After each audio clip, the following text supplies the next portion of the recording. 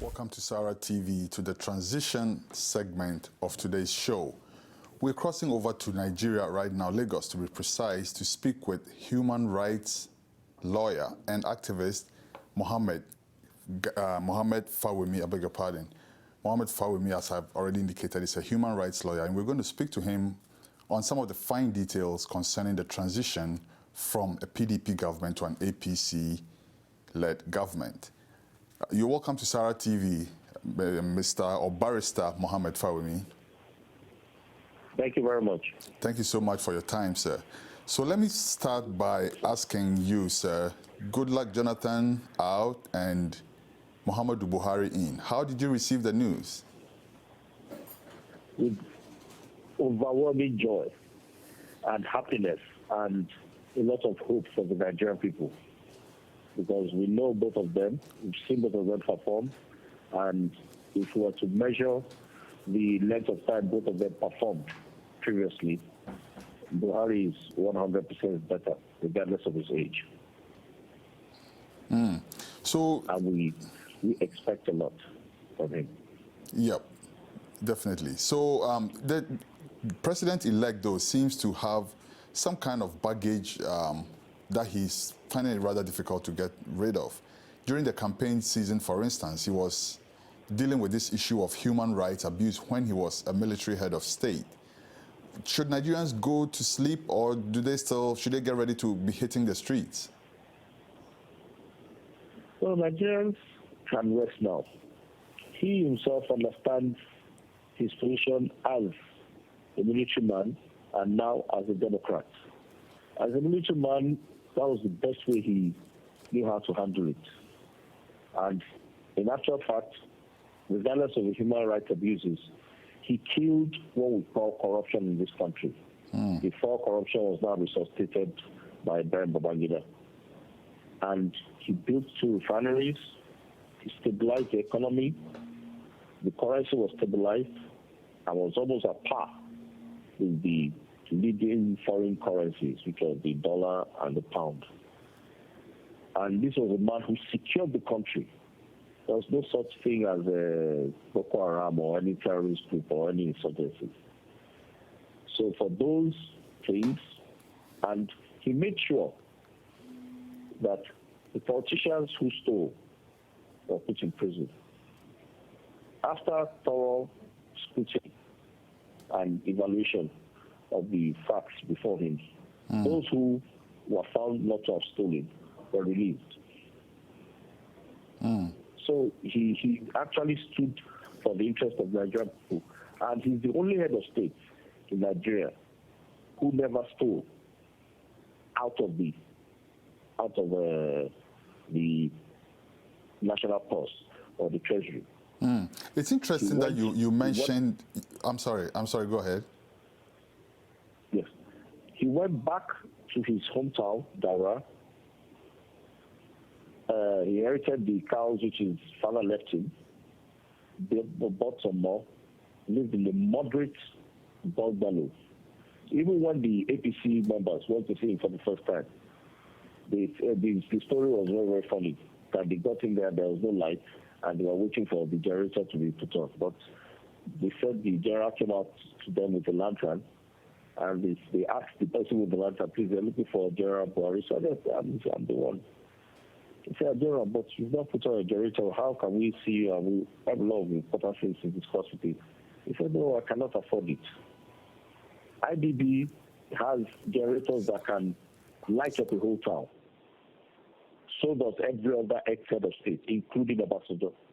So that is a shining example of a man who considers his country very special. Yeah, I hear you.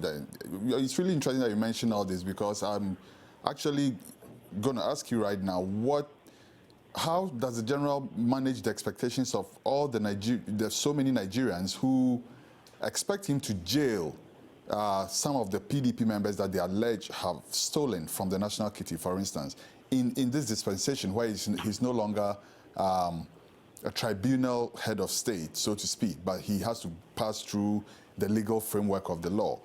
what kind of challenges do you see him facing in trying to appease the Nigerian people who are clamoring for justice in terms of prosecuting people who are deemed to have stolen? All he has to do is get a very good attorney general, and the attorney general will do his job. Now we're in the position of rule of law. The attorney general profiles the charges and prosecutes on behalf of the government. If they are found wanting, prosecute you. It's nothing difficult, and I believe he can still do that. So it's not an issue. And to show you that he's a man who is serious and people should not mess with. There are some leaders who will hear through snippets of information that some of the money they've stolen, they're returning gradually. The NNPC is regulating its own accounts, because while he was there, the NNPC had only one account. But with this and the Alisima, they have about 2-3 different accounts, which will allow them to steal money randomly, which even led to the mysterious $20 billion, which was found to be missing. So there's a lot. He's a man who knows what he's doing. He's been there before. He didn't need 6 years like Jonathan to do what he needed to do. In 2 years before he was toppled by Babangida, he did what Nigerians expected of him. The only thing they can hold against him is the human rights abuse. That's the only thing. But corruption, he killed it. Okay. Stabilization of the economy, yes. All right. So, but Nigeria, by virtue of its makeup, though, Nigeria being a federation, and each state having its own peculiar laws, and still having to deal with the overall laws of the federation, this seems to present constitutional bottlenecks for the incoming government. Can you identify any of these, and how would you suggest we deal with that? Well, bottlenecks in what way? I don't see how there can be any bottlenecks. There's allocation from the federal to the states, and each state has its own internally generated revenue. So it is for each of the governors coming in to perform and fulfill their electoral promises. The only other bottlenecks I can see, which I think you're talking about, is the issue of power generation.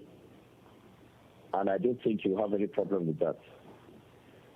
Because while he was there with the refineries and the gas, which was put to good use, the amount of megawatts that they left is still what we're using today.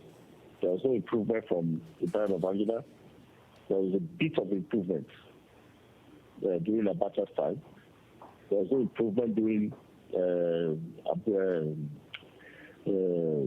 this last one that took over. Baako. It was just the same old thing. Obasanjo came in, dilly-dally up and down. There was no improvement. Yar'Adua came in. There was no improvement. This man came in. They started spending bogus amount of money before we found out that the Minister for Power actually was using his own company to siphon the deals and the money. And then they brought another one, Professor Nebo, who practically does not even know what he's talking about. Apart from the privatization, which I feel has not even really improved on the amount of megawatts. I was shocked yesterday when he was saying that the president-elect should not go back on privatization. He does not even know what the man has in mind. They are talking about the sham rubbish they put down, where Nigerians are paying through their noses for power, and they still cannot get the power. There's so many people who have protested and they're tired of protesting, and they want to see how they can live with it. Okay, and so let's bring it to the constitutional. I'm sorry, sir. Let's bring it to the constitutional level, though. Yes. I'm trying to ask basically: is there anything that you anticipate the incoming government facing by way of the way government is structured in Nigeria right now? Let me re-ask this question by saying: are you comfortable with the way the Constitution of Nigeria is set right now? No, well, we're not comfortable with it, but Because for me, I think we should have a sovereign national conference. We have 464 tribes in Nigeria. And I believe that we should all be ably represented to agree on how to live together. We've lived together all these years, but it has come to a level where a particular tribe or a particular region, ethnic group, is being favored. Ethnic group is being favored. For example, Yoruba land, the presidents have come from Ogun State. In Igbo land, most of them have come from Anambra. In outer land, it has mostly been Kanu or Kaduna. All the other minorities have been shortchanged. This dispensation which Goodluck Jonathan ran was the first time a minority was given a chance to come in, because Bayelsa State was always a state merged with rivers prior to the separation. So there are so many ethnic groups which have not been given any chance at all. And my view is everybody should sit down. This is what I want, this is what you want. Let's sit down together and talk. When we talk, we agree on a proper way the country should be structured. So, but we know, for instance, that President Jonathan organized a national conference. Now you're calling for a sovereign national conference. What is the basic difference, sir?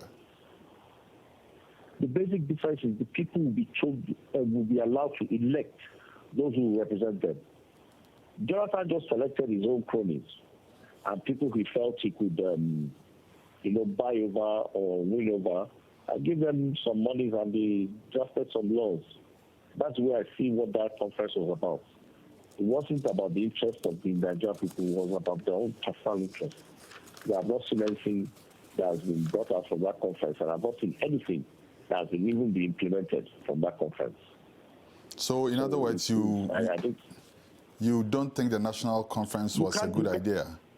No, you cannot select when you are representing the people. During these elections now, did you select someone and say, okay, this is the person here, Enugu State, this is the person I'm selecting to be governor? You're going to cause a serious riot in that place. And a lot of the people will be disgruntled. So let them elect those who can represent them. Not people who, because they have affiliations with government or with the political party in power. I see. You just put them there. So let's talk about the transition. Yeah. I'm sorry, sir. I keep interrupting you. I apologize. No problem. Okay. So I was basically asking about the transition itself. President Goodluck Jonathan is seen making appointments on his way out of office. These are appointments that the incoming government will have to deal with. Should the transition period be legislated on, for instance, limit how much an outgoing president should be able to do in terms of especially choosing the kind of people that the incoming government will have to work with? Oh, yes. Well, it's even if it's not legislated upon, which it should be a law stopping it. Because once you're on your way out, you don't have the power to start appointing people who you believe should be there for the incoming government. Are you trying to select people for them to work with? The incoming government will choose those who it believes would favor their own projects or plans. I think he's been ahead of himself. He still does not believe that he's leaving that position. So, it's left to the Buhari government. When they come, they toss these people out and put in those who work with them. So that would be legal. That would be that would not be. It will be legal. Okay. It will be legal, 100% legal.